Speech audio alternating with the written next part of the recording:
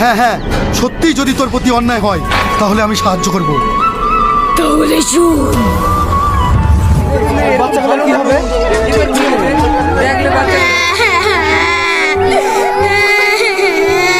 কি ব্যাপার, এখানে তো লোকজন, কি হয়েছে?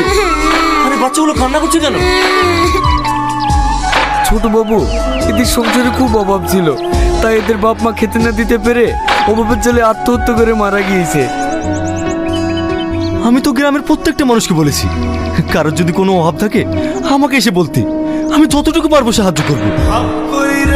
ছোট বাবু আপনার খোঁজে গিয়েছিল, কিন্তু আপনার বড় ভাই এদেরকে অপমান করে বের করে দিয়েছে, তাই কোনো দিক না পেয়ে এরা আত্মহত্যা করতে বাধ্য হয়েছে।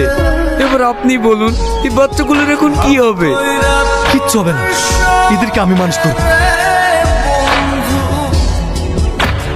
চলো বাবু।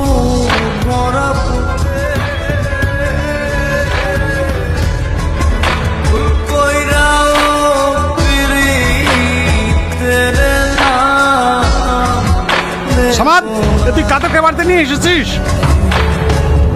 যাদের বাপ মাকে তুমি মেরে ফেলেছো তাদেরকে নিয়ে এসেছি।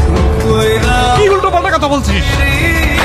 হ্যাঁ আমি ঠিকই বলছি, একটা অসহায় পরিবার বেঁচে থাকার জন্য দুমুঠো খাবার চেয়ে দিয়েছিল, আর তুমি তাদেরকে কুকুরের মতো দূর দূর করে তাড়িয়ে দিয়েছো।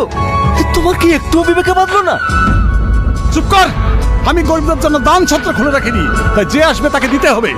তোর মতো চললে না আমাদের সয় সম্পত্তি সব শেষ হয়ে যেত।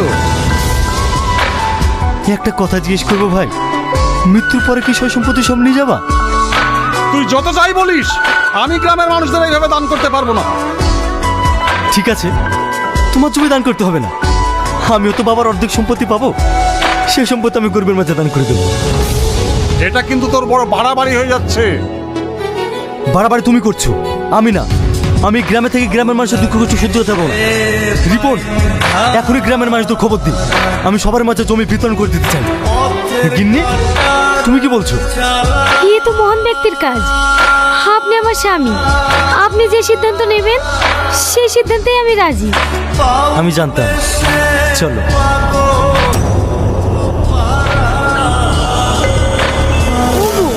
এবার কি হবে?